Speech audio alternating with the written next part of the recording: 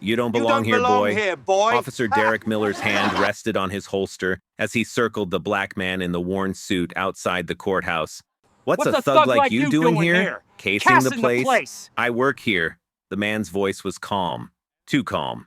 Miller laughed ugly and sharp. Right, and I'm the president. Wilson, get the cuffs. Another one playing dress up. Wilson grinned, unclipping the restraints. Probably stole that cheap suit. The man stood perfectly still. His silence wasn't surrender. It was something else entirely. Turn around. Hands back.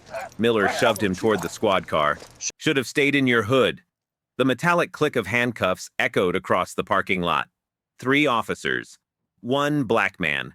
Cameras rolling. But the man's eyes found the security camera. A small smile played at his lips. Courthouse doors burst open. An elderly clerk ran toward them, face white with terror. "Wait!" she screamed. "You don't know what you're doing." Miller laughed louder. "We know exactly what we're doing. Keeping trash off our streets." But why was she so terrified? And why did the handcuffed man seem so unafraid? If this makes your blood boil, share it. Justice needs witnesses. 30 minutes earlier, Marcus Thompson had walked through those same courthouse doors like any other Tuesday. 15 years. That's how long he'd entered this building, climbed these marble steps, past these portraits of former judges. The security guard at the metal detector was new, young, white. His eyes tracked Marcus from the entrance. "Sir, I need to check your ID." Marcus reached for his wallet. "Of course." The guard studied the driver's license longer than necessary. His fingers drummed the desk. "What's your business here?" "I work here." "Doing what exactly?" The question dripped suspicion. Marcus kept his voice level. "I'm expected in courtroom 3. "As a defendant?"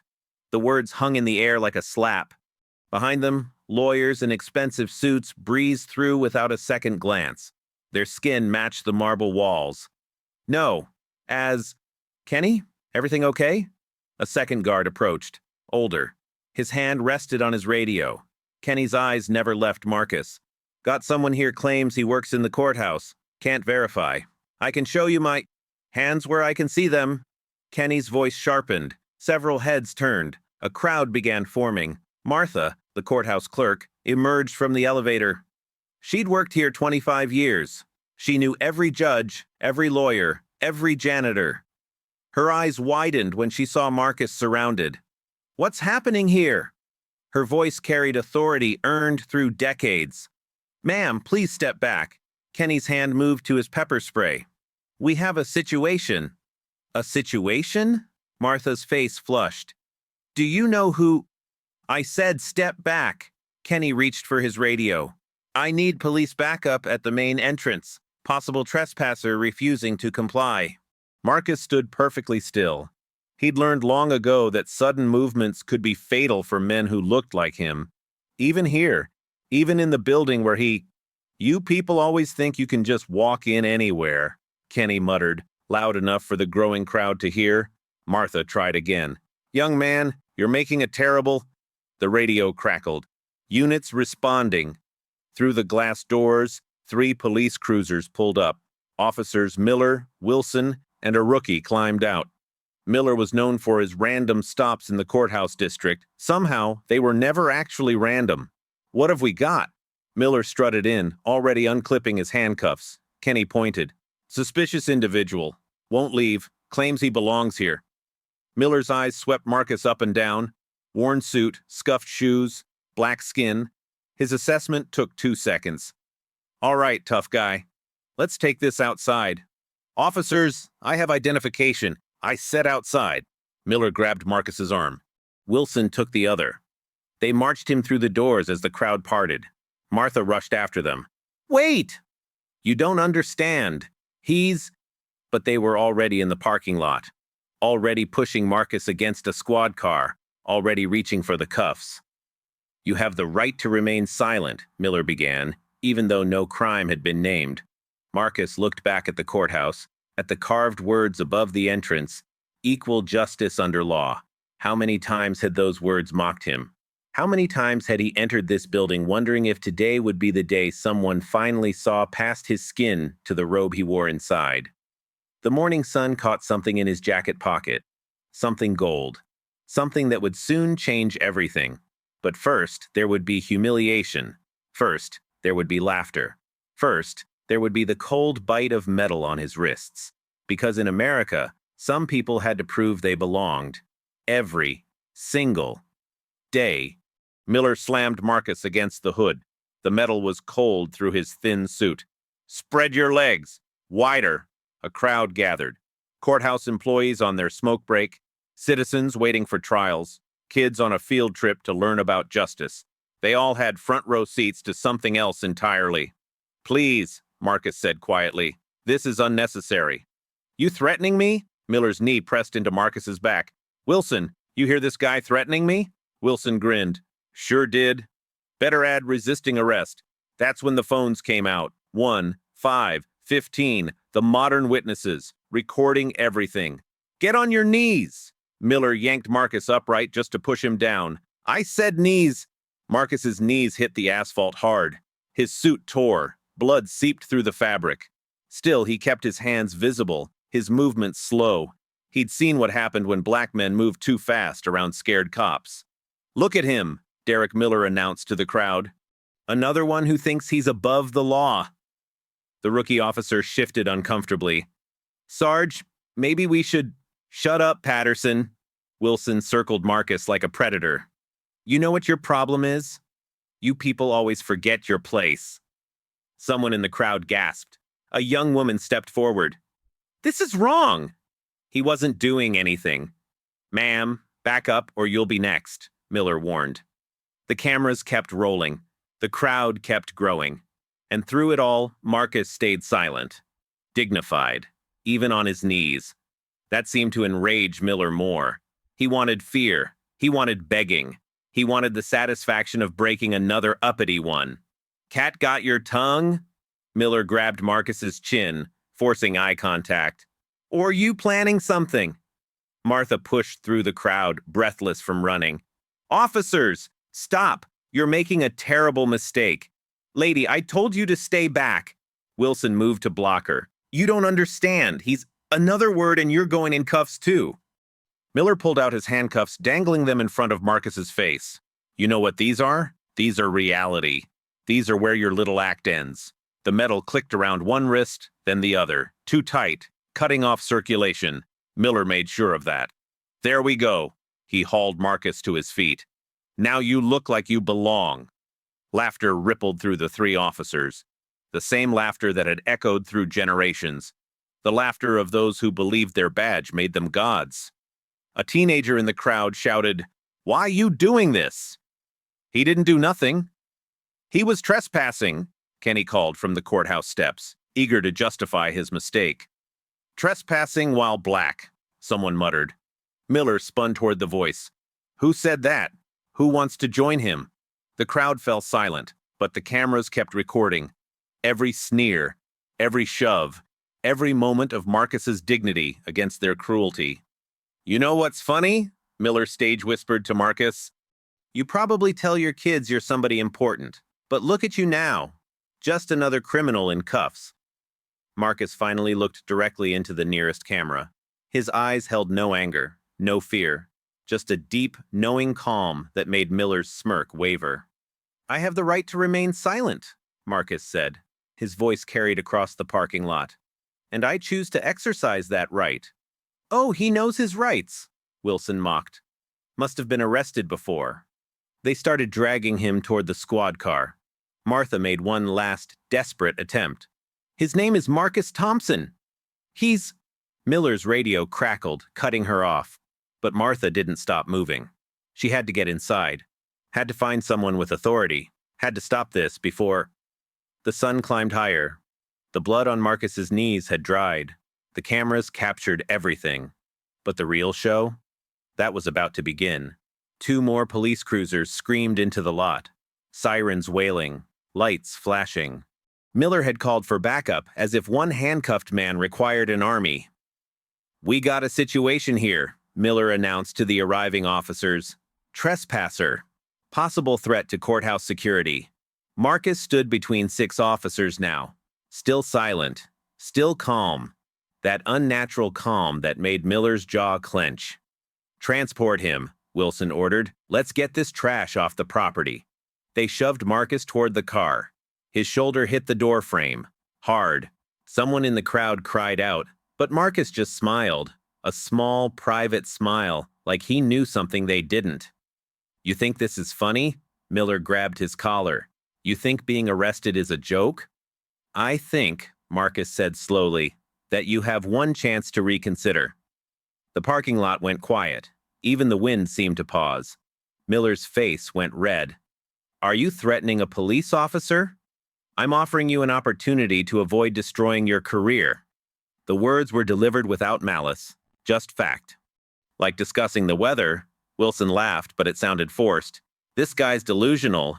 Probably on drugs." "Test me," Marcus said simply. Something in his voice made the rookie step back, made the arriving officers exchange glances, made even Miller hesitate for half a second. Then Miller's ego won. "Get him in the car. Now."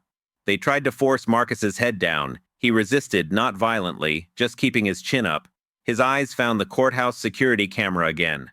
"I want every second of this recorded," he said clearly. "Shut up!" Wilson slammed him against the car. "You have the right to remain silent, so use it." Through the courthouse glass doors, shapes moved frantically. Martha had found someone, several someones. They were running, but not fast enough. "Wait!" A new voice. Judge Patricia Reynolds from criminal court burst outside. "Officers, what's happening here?" Miller didn't even turn. "Ma'am, please stay back. We have this under control." "That's..." Judge Reynolds' face went pale. "Oh my God, do you know who you're arresting?" "A trespasser," Wilson said. "Now please." "That's Judge Thompson." The words hit like a physical blow. The rookie's hand fell from his weapon. 2 of the backup officers stepped away from the car. But Miller just laughed. "Right, and I'm the president. Lady, impersonating a judge is another charge." "You fool!" Reynolds was almost screaming now. "That's Chief Judge Marcus Thompson. He runs this entire courthouse." Time froze. Miller's laugh died in his throat. Wilson's face drained of color. The crowd held its collective breath. Marcus turned his head just enough to look Miller in the eye. "I told you. One chance." "No." Miller shook his head. "No way, you're lying. Both of you." His hands shook as he reached for his radio. "Dispatch, I need immediate verification on a Marcus Thompson. Claims to be a judge." The radio crackled. Then, "Unit 23, did you say Marcus Thompson?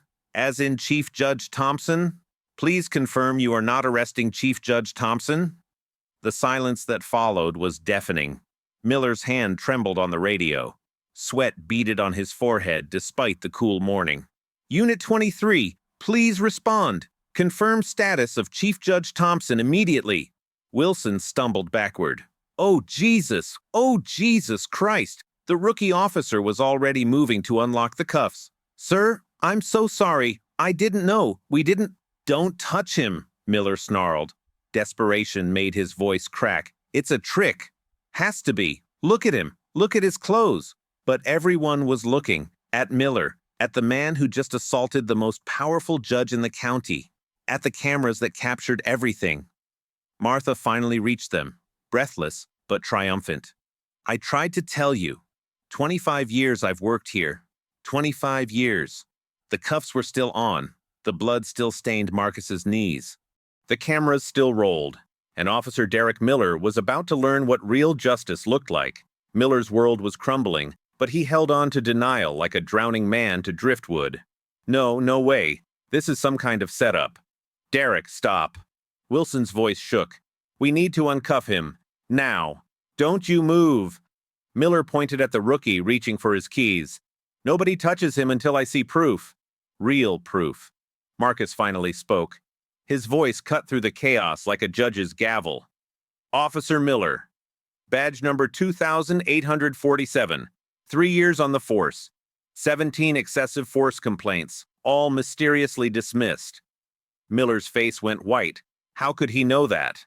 "Officer Wilson. Badge 3091. 6 years. Recently divorced. Behind on child support. Gambling problem covered up by the union. Wilson staggered like he'd been punched. Marcus continued, still calm, still handcuffed, still in complete control. Would you like me to continue? Or shall we discuss why you've stopped 15 black men in this parking lot this month alone? Shut up. Miller's hand went to his weapon. The crowd gasped. Cameras zoomed in. Derek, no! Judge Reynolds stepped between them. You're already facing assault charges. Don't make it worse. Assault? Miller laughed wildly. He was trespassing. I was walking into my workplace. Marcus's voice stayed level. Where I've served for 15 years. Where I was appointed chief judge by the governor. Where your salary comes from my budget. The truth hit Miller like cold water, but he was too deep now, too committed to his mistake. Prove it. If you're really a judge, prove it. My identification is in my jacket pocket, the one your colleague so roughly searched. Wilson's hands trembled as he reached into Marcus's jacket. His fingers found the wallet, found the driver's license they'd ignored, found the judicial identification card. The golden seal of the state Supreme Court gleamed in the morning sun. Oh, God! Wilson's legs nearly gave out. It's real. It's all real. But Miller snatched the ID, studied it, shook his head. Could be fake. These people, they're good at forgeries. These people? Marcus's voice hardened for the first time. Say it plainly, Officer Miller. What people? The parking lot held 50 witnesses, 30 cameras, one moment of absolute truth. Miller's mouth opened, closed. His worldview and his reality were at war, and reality was winning. Martha pulled out her phone. I'm calling the governor's office. They can confirm Judge Thompson's appointment directly. No need. A new voice boomed across the lot. Mayor Patricia Williams stepped out of a black town car, flanked by the police commissioner. They'd been coming for a scheduled meeting about courthouse security. Instead, they found their chief judge in handcuffs. Commissioner, the mayor's voice was ice. Please explain why Judge Thompson is bleeding and cuffed in our courthouse parking lot. Commissioner Hayes looked like he'd swallowed glass. Mayor Williams, I had no idea.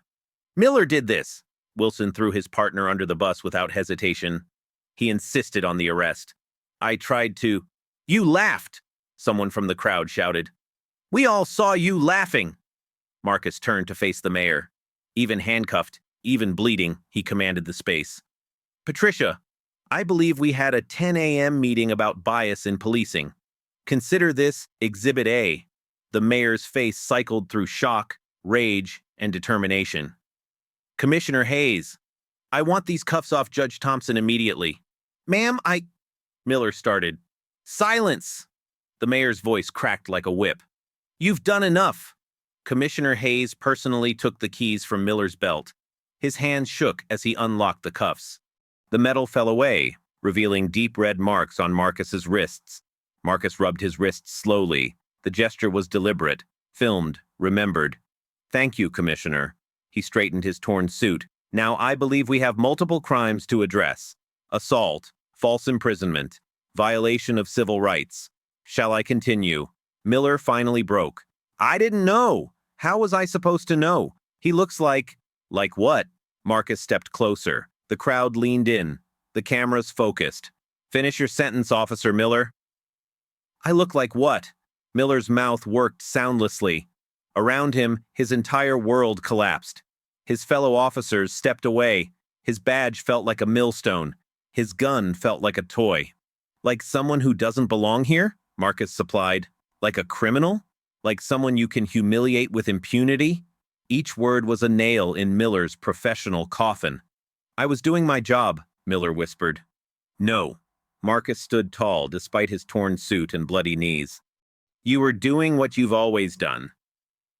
What the system has allowed you to do. What stops today. The moment of reckoning had arrived. The judge was about to hold court in a parking lot. Marcus reached into his jacket again. This time, he pulled out something else. A smartphone. Commissioner Hayes, are you familiar with Dashboard Camera Regulation 247? The commissioner nodded slowly. All patrol cars must have functioning cameras.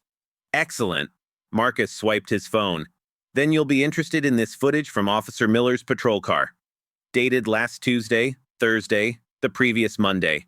He held up the screen. Miller's own dashcam footage played, his voice clear as day. Another black boy playing dress-up? Let's see how tough he is without his fancy clothes. The crowd murmured. The commissioner's face darkened. That's taken out of context, Miller protested. Is it? Marcus swiped again. Here's context. 17 traffic stops, all black men, all near the courthouse. All released without charges after harassment. How do you have that? Wilson stammered. Because unlike you, I do my homework. Marcus pocketed his phone. Every complaint filed, every dashcam mysteriously malfunctioning, every witness statement buried. I have them all. He turned to the crowd, to the cameras, to history. But those are just files. Let me show you real evidence. Marcus rolled up his sleeve. Old scars lined his forearm. 1992. My first year as a prosecutor. Officers thought I was breaking into my own car. He pointed to his shoulder. 1999. Random stop while jogging in my own neighborhood, the week after I was appointed to the bench. His voice never wavered. 2005. Pulled over driving my daughter to school. She was 6. She watched her father spread eagle on the hood. She asked me why being a judge didn't matter if you looked like us. The crowd was silent. Some wiped tears, others recorded with steadier hands, understanding they were witnessing history. But here's the smoking gun. Marcus pulled out his judicial badge. Not just any badge, the Chief Judge Medallion. Gold. Heavy. Unmistakable. This represents 23 years of service, of believing the system could change, of working within it for reform. He held it high. The morning sun caught the medal, sending light across the crowd. This badge means I can fire any courthouse employee, review any police action in this jurisdiction, convene grand juries, and yes, Officer Miller determined the fate of officers who violate their oath. Miller's knees buckled. Wilson caught him before he fell. But that's not the real evidence. Marcus's voice rose. The real evidence is that it took this badge, this title, this proof of my humanity to stop you from destroying another black life. Without it, I'm just another statistic. Commissioner Hayes found his voice. Judge Thompson, on behalf of the department, save it, Commissioner. Marcus wasn't finished. The evidence is that Kenny at security didn't recognize me after seeing me for months. That Officer Miller felt comfortable doing this in broad daylight. That Officer Wilson laughed while a man bled on his knees. He turned to face Miller directly. The evidence, officer, is that you've done this so many times, you couldn't stop even when judges and mayors begged you to. Martha stepped forward, tears streaming. Your Honor, I have something too. She held up a courthouse security tablet. Every entry logged. You've walked through those doors 3,847 times. Same time every morning, same greeting to staff. And Kenny, who started 2 months ago, has stopped you 14 times. The math was damning. The pattern undeniable. The truth unavoidable. 14 times in 2 months, Marcus repeated, because my face didn't match his idea of who belongs in halls of justice. Mayor Williams had heard enough. Commissioner, I want every officer involved suspended immediately. Pending full investigation. You can't. Miller found his voice. The union, Marcus interrupted, will be very interested in the folder I'll be sending them. Title, How Officer Miller's Actions Cost the City $20 million in Lawsuits. Miller went pale. Wilson stepped away from him. The rookie officer had already removed his badge, placing it on the ground. The golden judicial medallion still caught the light in Marcus's hand. Such a small thing, such enormous power. But the real power? That was in the cameras, in the witnesses, in the truth finally dragged into the light. The gavel was about to fall. Marcus straightened his torn jacket. Blood still marked his knees. His wrists bore the cuff marks like badges. But when he spoke, his voice filled the parking lot like a courtroom. Officer Derek Miller, please step forward. It wasn't a request. Miller shuffled forward, his earlier swagger gone. You have assaulted a sitting judge. You have violated your oath. You have dishonored your badge. Marcus paused. But worse, you've done this before. To how many others who couldn't fight back? I want my union rep, Miller mumbled.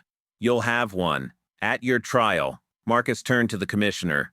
I'm formally pressing charges. Assault, battery, false imprisonment, violation of civil rights under color of law. The crowd erupted in applause. Someone shouted, "About time!" But Marcus raised his hand for silence. I'm not finished. He faced the cameras, the witnesses, the world. Officer Wilson, step forward. Wilson's legs shook as he moved beside Miller. You laughed. You participated. You enabled. Marcus let each word land. Your silence and complicity are equally criminal. Judge Thompson, Wilson started. Save it for your testimony. Marcus turned to the rookie. Officer Patterson. The young officer looked ready to vomit. Sir? You tried to speak up, once, then you fell silent. That's the system working as designed, breaking good cops into compliant ones. Marcus's voice softened slightly. You have one chance to be different. What do you choose? Patterson didn't hesitate. He stepped away from Miller and Wilson, then dropped to one knee. I'm sorry, Your Honor. I failed my oath. I failed you. I failed everyone who trusted me to be better. The gesture rippled through the crowd. A young black officer taking a knee not in protest but in apology. Marcus helped him stand. That's the first step. The next is harder. He addressed the entire crowd. This is what systemic racism looks like. Not just Officer Miller's hate, but Officer Wilson's laughter, Kenny's assumptions, the good people who stay silent, the policies that enable profiling, the union that protects abusers, the system that says, I need this badge. He held up his medallion, to be treated as human. Mayor Williams stepped forward. Judge Thompson, what do you need from my office? Justice. The word rang out. Real justice. Not a suspension with pay, not a transfer to another precinct, not a slap on the wrist that insults everyone watching. She nodded. You'll have it. I want more than that. Marcus's voice rose. I want reform. Every officer retrained, every policy reviewed, every complaint investigated by civilians, not cops investigating cops. Commissioner Hayes cleared his throat. Judge, that's what? Marcus wheeled on him. Impossible? Expensive? Inconvenient? Tell me, Commissioner, what's the price of a black man's dignity? The silence stretched. Hayes had no answer. Marcus continued. In 10 minutes, you'll all go back to your offices, your homes, your lives. But the people who look like me will still be wondering if today's the day a traffic stop becomes a funeral. An elderly black woman in the crowd began to cry. Tell them, Judge. Tell them what we live with. Marcus nodded to her. I will, ma'am. In court, under oath, with consequences. He turned back to Miller. You asked, what people? I'll tell you. People who built this country and can't walk freely in it. People who serve justice and get none in return. People whose children watch their parents humiliated and learn that achievement can't protect them. Those people. Miller's face crumbled. The reality of his actions, filmed, witnessed, undeniable, crashed over him. Your Honor, he whispered, I didn't mean, yes, you did, Marcus cut him off. You meant every word, every laugh, every moment of cruelty. The only thing you didn't mean was to get caught. He addressed the crowd one last time. Remember this day, not because I got justice, but because I needed this badge to get it. Tomorrow, when someone without a title faces the same hatred, will you speak up? Will you record? Will you stand as witnesses? The crowd roared its answer. Yes, yes, yes. Marcus walked through them toward the courthouse. Each step hurt. His knees screamed. His wrists throbbed. But he walked tall. Behind him, officers read Miranda rights to their colleagues. The system had turned on itself. The first domino had fallen. The rest were about to follow. The courthouse conference room had never seen such urgency. 1 hour after the parking lot confrontation, Judge Thompson sat at the head of the table. His torn suit had been replaced. The blood was cleaned, but the images, those lived on every screen in the room. Gentlemen, ladies, Marcus began, we have a cancer. Today, we cut it out. Around the table, Mayor Williams, Commissioner Hayes, the district attorney, police union president Frank Morrison, and 3 civilian oversight members. Morrison's face was red with rage. Judge Thompson, Morrison started, while we regret the incident. Incident? Marcus's voice could have frozen fire. Is that what we're calling assault now? He clicked a remote. The conference room screen filled with video, not just from today, dozens of clips. Black citizens thrown against walls, Latino teenagers surrounded by cruisers, Asian families pulled over for random checks. 17 months of footage, Marcus said, all involving officers Miller and Wilson, all covered up by your union. Morrison shifted. Those were investigated by whom? Your hand-picked review board? Marcus clicked again. New images, documents. I have the real reports, the ones that never made it to official files. District Attorney Sarah Chen spoke up. Your Honor, what are you proposing? Not proposing, implementing. Marcus stood. Effective immediately. First, officers Miller and Wilson are terminated. No pension, no appeal. You can't, Morrison slammed the table. The union contract is void when officers commit felonies. Marcus slid a document across. Page 47, Section 3. I suggest you read your own contracts. Commissioner Hayes found his voice. Judge, we need to follow process. Process? Marcus laughed bitterly. Like the process that dismissed 17 complaints against Miller? The process that let Wilson terrorize citizens for 6 years? He clicked again. An organizational chart appeared. New process. Starting now. The mayor leaned forward. Tell us what you need. Civilian oversight with actual power, not advisory binding decisions on all misconduct cases. Marcus pointed to the screen. Random integrity testing of all officers. Mandatory body cameras that can't be turned off. Ever. The budget, Hayes began, will prioritize justice over military equipment. Marcus didn't blink. Sell one armored vehicle. Fund a year of oversight. Morrison stood. This is a witch hunt. You're destroying good cops over one mistake. Sit down, Frank. Marcus's voice dropped dangerously. Or I'll show the room what your son Officer Morrison Jr. did last month to that homeless veteran. Morrison Saturday.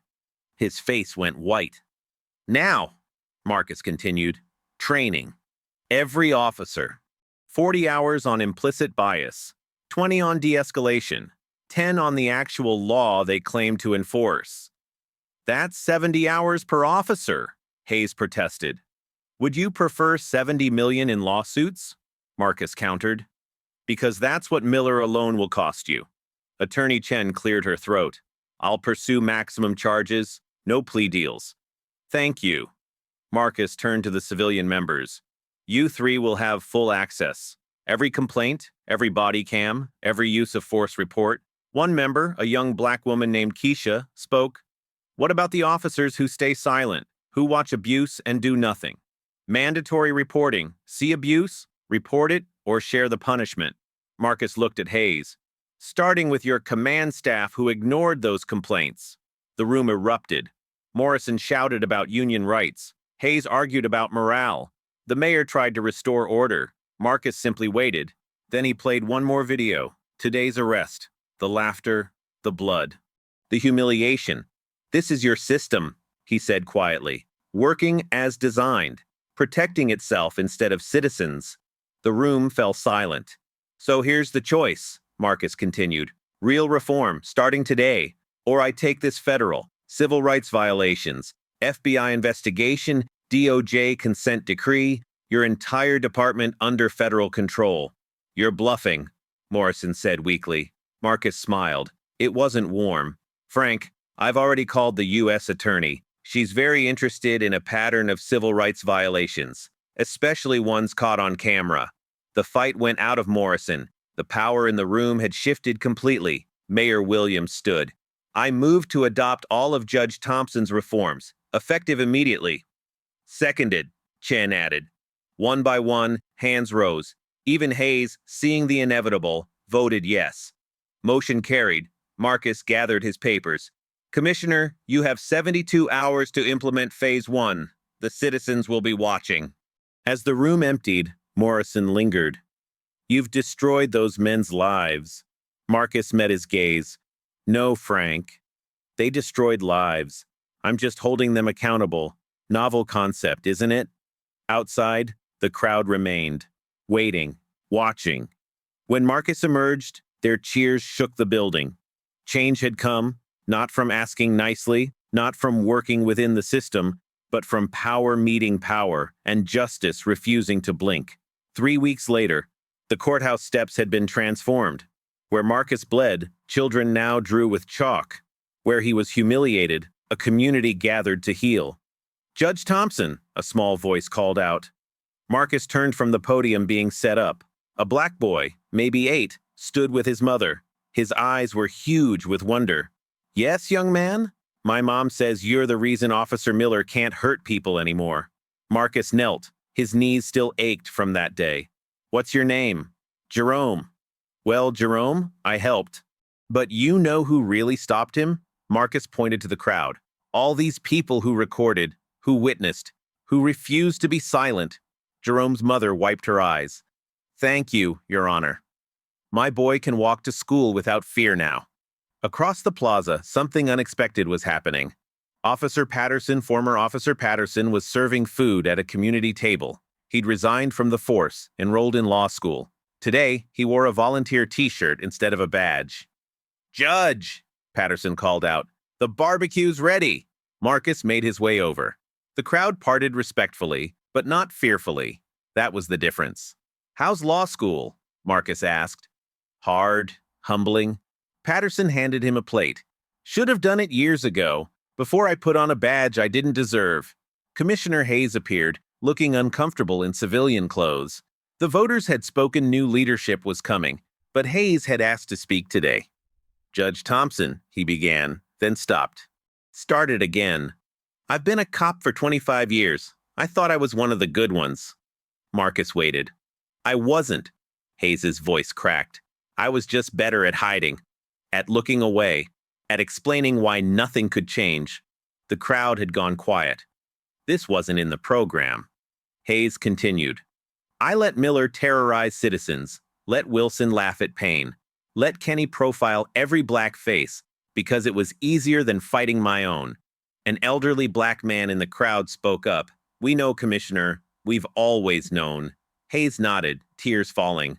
"I'm sorry, not just for that day, for every day before it, for every complaint I buried, every victim I ignored." The crowd stirred, some angry, some skeptical, but Marcus raised a hand. "Commissioner Hayes," he said formally, "apologies are words. Justice requires action. What will you do?" Hayes straightened. "I'm testifying. Against Miller, against Wilson, against the whole system I protected. No blue wall, no silence. Everything I know on record." The plaza erupted. This was unprecedented. A police commissioner breaking the code. Martha appeared at Marcus's elbow. 25 years of courthouse service, and she'd never looked prouder. "Your Honor, it's time." Marcus took the podium. The crowd, black and white, young and old, powerful and powerless, turned to listen. 3 weeks ago, I was arrested for existing while black. No microphone needed. His voice carried. Today, Officer Patterson serves our community instead of harassing it.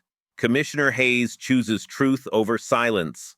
Our children draw with chalk where I bled. That's progress. Cheers rose, but Marcus wasn't done. "But Jerome here," he pointed to the boy, "shouldn't need my badge to walk safely to school. His mother shouldn't need video evidence to protect her child. Progress isn't enough. We need justice." He looked across the plaza, at the courthouse where he served, at the parking lot where he bled, at the people who'd stood witness. Justice means every officer trained to see humanity before color. Every complaint investigated by civilians, not cops. Every abuse prosecuted, not hidden. Every citizen protected, not profiled. The crowd was nodding, clapping, some crying. But most of all, Marcus's voice softened, justice means Jerome grows up in a world where this gathering isn't necessary, where equality isn't remarkable, where a black man in a worn suit is just a man going to work. Young Jerome broke from his mother, ran to the podium, and hugged Marcus's leg. The judge lifted him up. The boy whispered something in his ear that made Marcus smile, really smile, for the first time in weeks. "Jerome wants to be a judge," Marcus announced, "not to fight injustice, but to ensure there's none left to fight." The plaza erupted. Hope had replaced fear. Community had conquered division. Not perfect, not complete, But for one afternoon, on courthouse steps that had seen too much pain, healing began. Tomorrow, the trials would start. The system would resist. The work would continue. But today? Today, a boy who looked like Marcus could dream of justice without scars. 6 months later. Courtroom 3. The same room Marcus had tried to enter that morning. Has the jury reached a verdict? We have, Your Honor. Marcus sat in the gallery, not presiding, watching justice work without his thumb on the scale. We find the defendant, Derek Miller, guilty on all counts. The courtroom exhaled. Miller's shoulders slumped. In the gallery, citizens who'd filmed that day nodded with satisfaction. Wilson's trial was next week. Hayes had kept his promise. His testimony had been devastating. The blue wall hadn't just cracked, it had crumbled. Outside the courthouse, Marcus found Jerome and his mother waiting. The boy wore a tiny suit, his first time in court. Did we win, Judge Thompson? Marcus knelt. We started winning the day people refused to look away. Today's just confirmation. Local news cameras captured the moment. But this wasn't about headlines anymore. It was about Jerome's future. About every child who'd seen the video and learned that power could be challenged. That justice, while slow, was possible. Martha appeared, as always, at the perfect moment. Your Honor, the new diversity training starts Monday. 300 officers enrolled. Led by? Former Officer Patterson, top of his law school class. Says he has a debt to pay. Marcus smiled. From enforcer to educator, that was real change. As the sun set over the courthouse, the same stairs where he'd walked 1,000 times, Marcus thought about that morning 6 months ago. The humiliation, the pain, the choice to stay silent until the perfect moment. Your Honor? A young officer approached. New badge, nervous energy. I'm Officer Chen. I just wanted to say your case is why I joined. To be different. To be better. Marcus studied him. Saw sincerity. Saw hope. Then be better, Officer Chen. Every call. Every stop. Every choice. That's how we change things. One decision at a time. The officer saluted and left. Tomorrow, he'd face his first test. Would he remember this moment? Would he see humanity before color? Time would tell. Marcus walked to his car, the same one he'd been stopped in so many times. As he drove past the parking spot where he'd bled, he noticed something. A small plaque, installed by the city. On this spot, injustice was exposed. May we never need such revelation again, but they would. Marcus knew that. Somewhere, another black man was being pulled over. Another Latino teen was being frisked. Another human being was being reduced to a stereotype. The difference? Now people were watching, recording, speaking, and sometimes, not always, not enough, but sometimes justice followed. Marcus's phone buzzed. A text from Jerome. Studying hard. See you in court someday. As equals. He smiled. Typed back. Looking forward to it, Your Honor. The work continued. The system still groaned with resistance. But real change, had taken root. And it had started with one man refusing to be silent, with citizens refusing to look away, with truth refusing to be buried. If this story moves you, share it. Not for likes or views, but because somewhere, someone needs to know that ordinary people can demand extraordinary justice, that your camera is a weapon against abuse, that your voice matters. Justice isn't just for judges, it's for Jerome, for his mother, for Officer Chen trying to be better, for you. Stand witness, speak truth, share hope.